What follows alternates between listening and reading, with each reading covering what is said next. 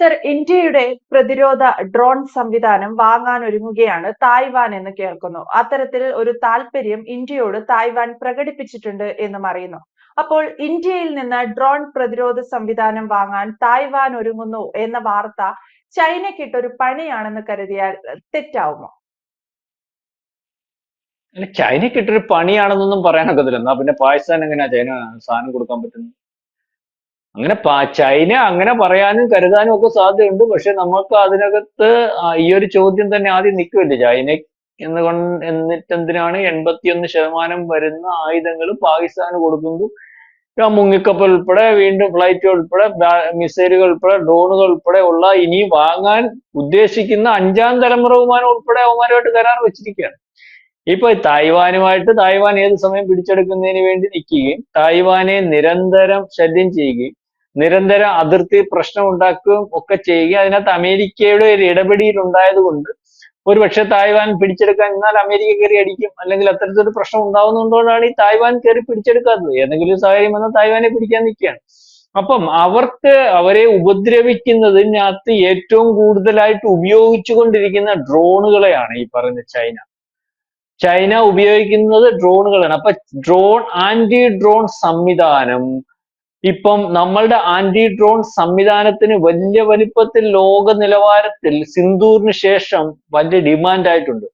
നമ്മൾ ഉപയോഗിച്ചിരുന്ന അല്ലെങ്കിൽ നമ്മളുടെ ആന്റി ഡ്രോൺ സംവിധാനമായ D4 ആന്റി ഡ്രോൺ നമ്മൾ തദ്ദേശികമായിട്ട് വികസിപ്പിച്ചെടുത്ത ഈ ആന്റി ഡ്രോൺ വേണമെന്നാണ് അവർ പറയുന്നത്. കാരണം ഇതിനകത്ത് പല സംവിധാനങ്ങളുണ്ട്, റഡാർ സംവിധാനങ്ങൾ, മറ്റ് പല രീതിയിലേക്കുള്ള ഈ പ്രതിരോധ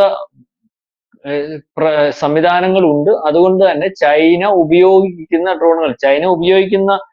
ഡ്രോണുകൾ അവരിപ്പം ഇവരെ കാലത്തുനിന്ന് ഉപയോഗിച്ചുകൊണ്ടിരിക്കുന്ന തുർക്കി വികസിപ്പിച്ചെടുത്ത ബെറക്ടർ TB2 ഡ്രോൺ.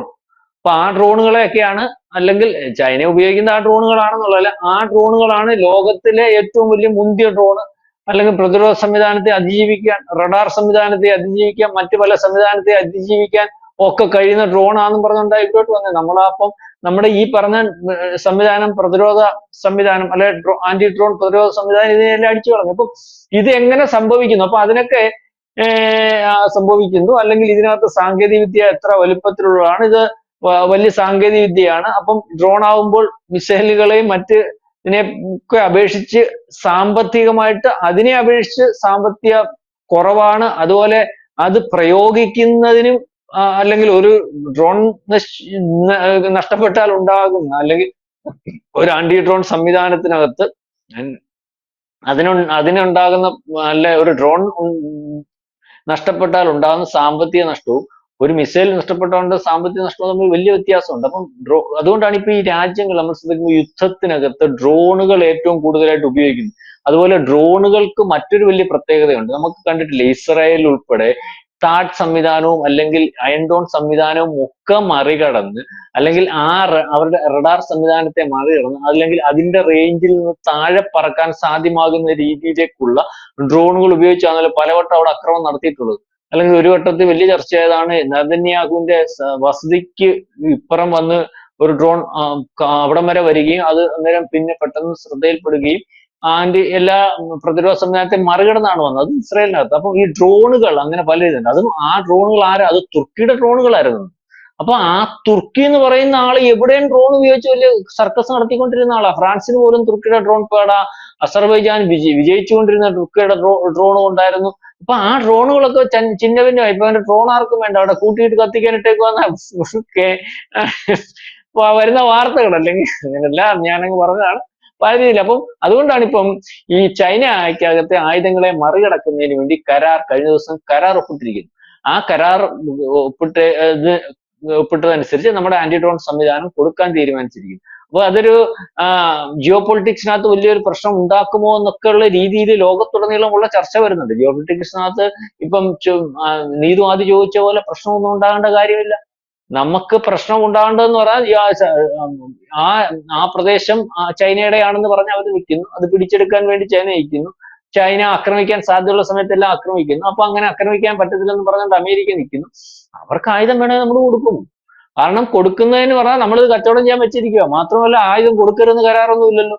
മാത്രമല്ല നമുക്ക് അവരെ ഫേവർ ചെയ്യേണ്ട ഈ രീതി ഫേവർ ചെയ്യേണ്ട കാര്യമൊന്നുമില്ല. നമ്മളുമായിട്ട് ഈ പറയുന്ന സൗഹൃദം ഉണ്ടെന്ന് പറയുന്നു. നാളെ കാലത്തെ വേണമെങ്കിൽ കൂടുതൽ സൗഹൃദത്തിലേക്ക് പോകാമെന്ന് പറയുന്നു. അതിന് റഷ്യയുടെ ഇടപെടലൊക്കെ റഷ്യ നടത്തുന്നു. അല്ലെങ്കിൽ ഈ 3 രാജ്യങ്ങൾ കൂടി പണ്ടത്തെ കൂട്ട് ഒന്നിച്ചു നിൽക്കണമെന്ന് പറയുന്നു. അതുകൊണ്ട് അതിർത്തി പ്രശ്നങ്ങളൊക്കെ 10ഓ 20ഓ ചർച്ചകൾ നടത്തി പരിഹരിച്ചെന്ന് കഴിഞ്ഞ ദിവസം റഷ്യയുടെ വിദേശകാര്യ മന്ത്രാലയം അല്ലെങ്കിൽ വിദേശകാര്യ വക്താവും ഒക്കെ പറഞ്ഞതാണ്. പക്ഷെ അതിനൊക്കെ ഒരു തീരുമാനം ഉണ്ടാവട്ടെ.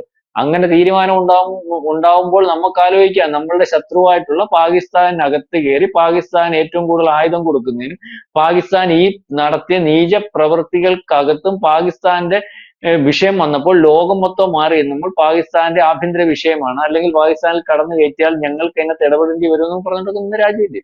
അപ്പൊ ഇപ്പം തായ്വാൻ കൊടുക്കുന്നുണ്ടതിന് ആശങ്ക ഉണ്ടാകും. അത് നമ്മുടെ ആയുധമായതുകൊണ്ടും അവർക്ക് ആയുധങ്ങൾ കൊടുക്കുമ്പോൾ ആ ആയുധത്തിന്റെ കരുത്ത്, അല്ലെങ്കിൽ നമ്മളുടെ ആയുധം കൊടുത്തു കഴിഞ്ഞാൽ പോലും ആയുധത്തിനകത്ത് അതിന്റെ ഉപയോഗക്രമവും അതിന്റെ കാര്യങ്ങളുമായിട്ട് നമ്മുടെ പട്ടാളക്കാരും അതിന്റെ സാങ്കേതിക വിദഗ്ധരും ഒക്കെ അവിടെ കാണും. അപ്പൊ അതിന്റെ ഇന്ത്യയുടെ ഒരു കൃത്യമായ സഹായം ഈ പറയുന്ന തായ്വാന് കാണും.